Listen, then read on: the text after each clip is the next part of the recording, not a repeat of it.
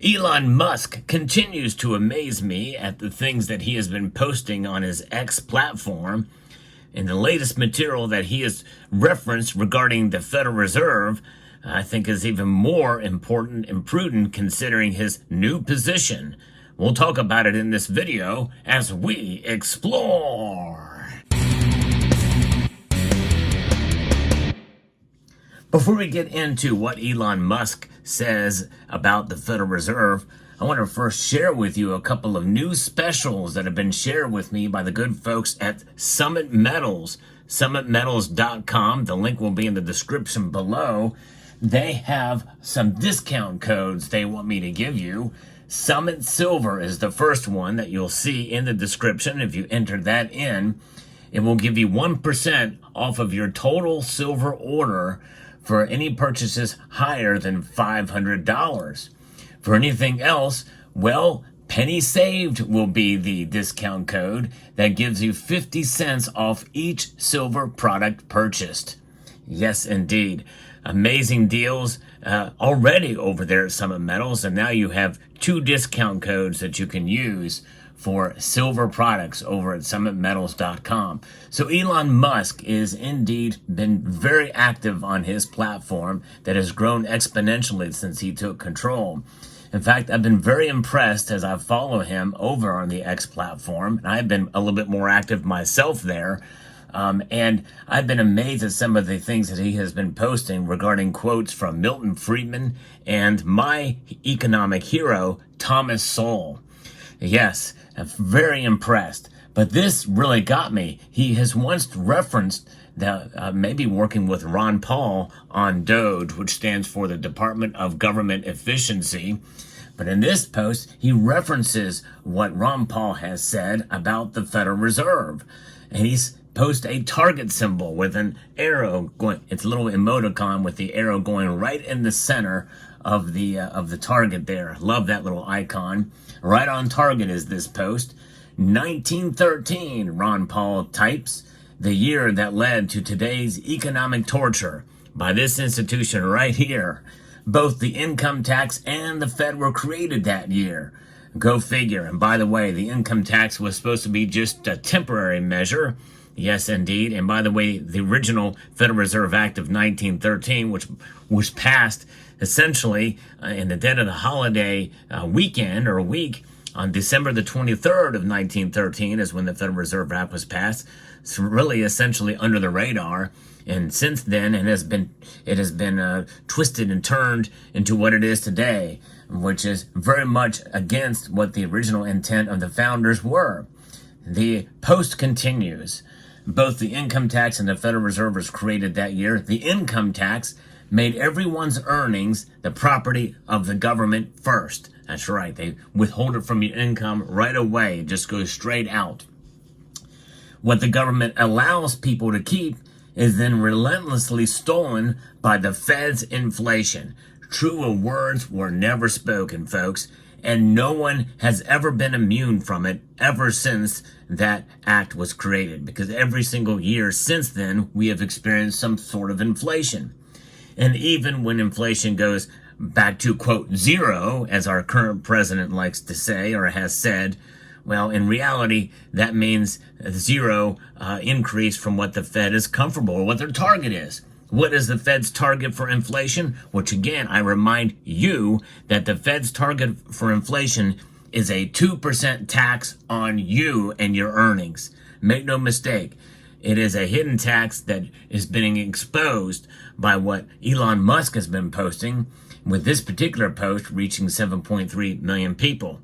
And so with that being said, it gives you some insight as to what's going on with the Federal Reserve and how they are taxing you in a hidden way from this quasi-private institution whose board of governors are appointed by the president and whose chair cannot be removed by the president under law. Yea, though the president appoints the said chair. So essentially really is, and they can, and they are essentially to a degree going rogue. And I'll get to that in a moment when I tell you what else that Elon Musk has posted about the Federal Reserve. Pretty remarkable. But you think about it, this is what the dollar looked like since 1913. I mean, fairly similar to this. But there was a time when there was a different kind of dollar that circulated during the same period of time. Now, as you see here, we have gold and silver in various forms that have been issued by the United States government. And most of it is bullion, save for this piece here. This actually circulated back in 1921, a peace dollar, a Morgan dollar here. And there's other types of constitutional silver you have seen. There's also pre-33 gold, which I don't have here.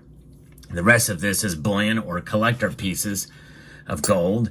But nonetheless, this is what used to be money.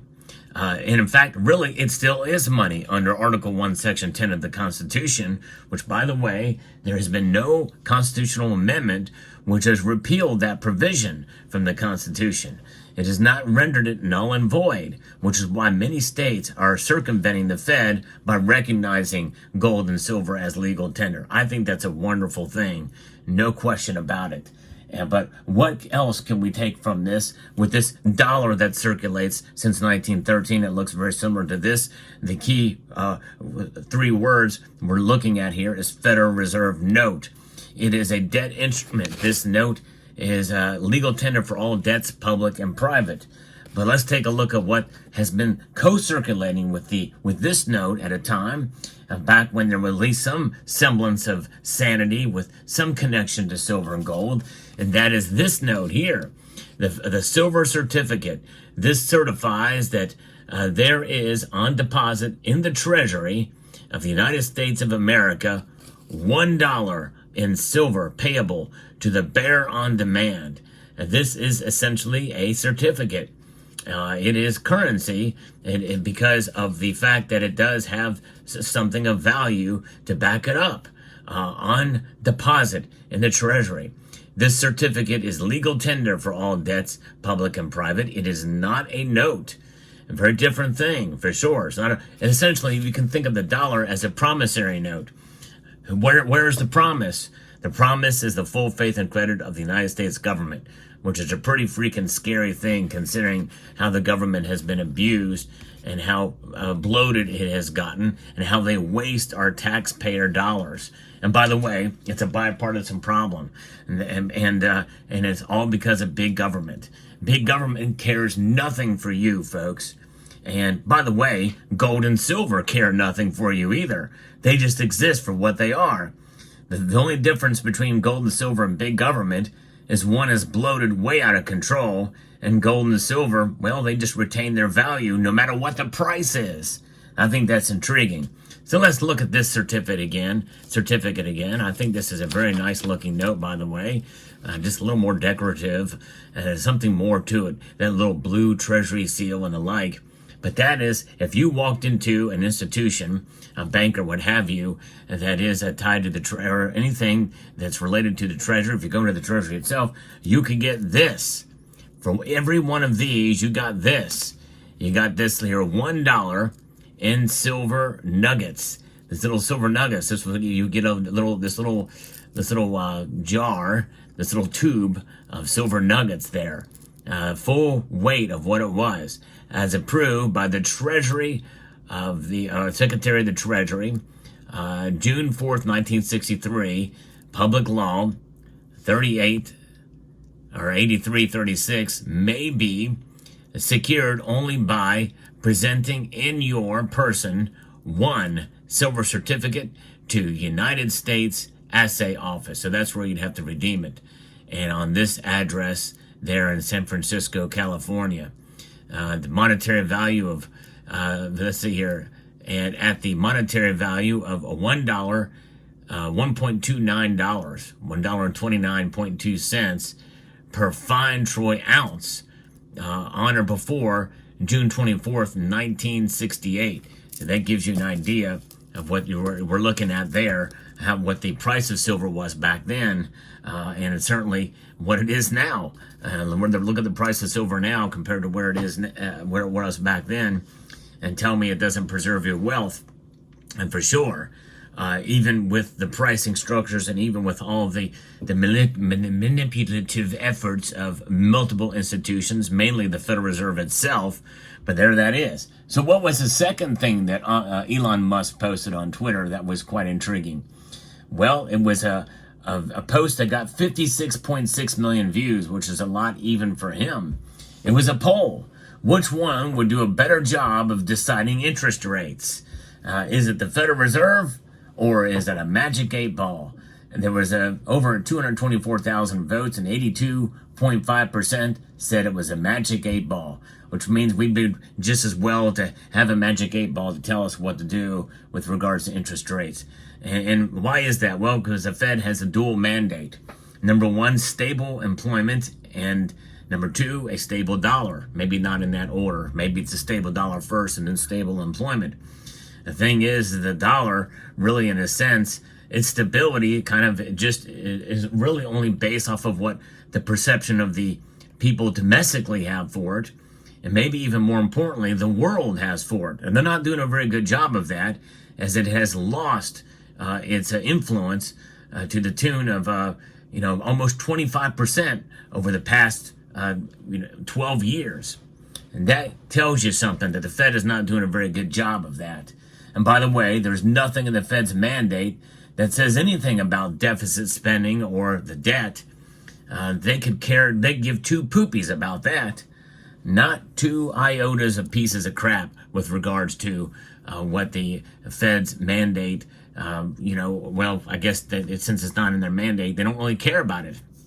And some Fed chairs of the past may give some lip service to the debt and to deficit spending and advise folks to be responsible, but it's merely lip service. It doesn't do any good, because the power and the money that's created by them comes from the power of the purse. That is the House of Representatives of the United States of America, and all the regulatory agencies and the baseline budgeting that has been going on forever and a day. And I'm thankful for DOGE that is coming, and I hope they can make a real difference and actually slash many of these departments and cut spending. And a lot of people being fired. It's going to be glorious. I was going to be glorious to see the unemployment numbers go up, by the way, folks, from this effort here. And by the way, as Elon Musk himself has said, and if you're a federal employee listening to this broadcast, no, I don't necessarily celebrate you losing your job per se, but it's going to be a lot easier, because depending on what kind of job you have in the federal government, you yourself know your efforts and what you do, and hopefully you're working hard, and he's not going to cut every job, and hopefully he won't cut yours if you're hardworking and you're absolutely necessary. However, for those who are not, he has mentioned a 2-year severance package, very healthy severance package, which is more than generous, I think, to move into other lines of work and other agencies. You could probably find a state agency to work for, likely. So that's overall, in a general sense, I applaud this effort to shrink the size of government. It is muchly needed. So I'm thankful that Elon Musk has posted about this. And I'm thinking maybe he's becoming more red-pilled about the Federal Reserve. It would take an act of Congress to repeal it or to reform it, because it is out of the hands of what the executive branch can really do, in a sense. Although there are some other methods they can use, hopefully within Congress, and maybe some of Elon's postings and others that post about it and talk about it and call their Congress people about will do something to reform the Federal Reserve at the very least, if not abolish it at the very most, which I know that's not going to happen. But nonetheless, one can dream, can't we? So there you have it. Let me know what your thoughts are in the comment section down below. So far, we have to live with this and what it is now, but we can protect ourselves with this, gold and silver. And that's exactly what we are doing to empower ourselves by being our own central bank. Let me know what your thoughts are down in the comment section below. Hope you found this video informative, insightful, and educational. I'd like to extend a multitude of gratitude to each and every one of you for taking the time to watch, and to encourage you to please rate, share, comment, and subscribe.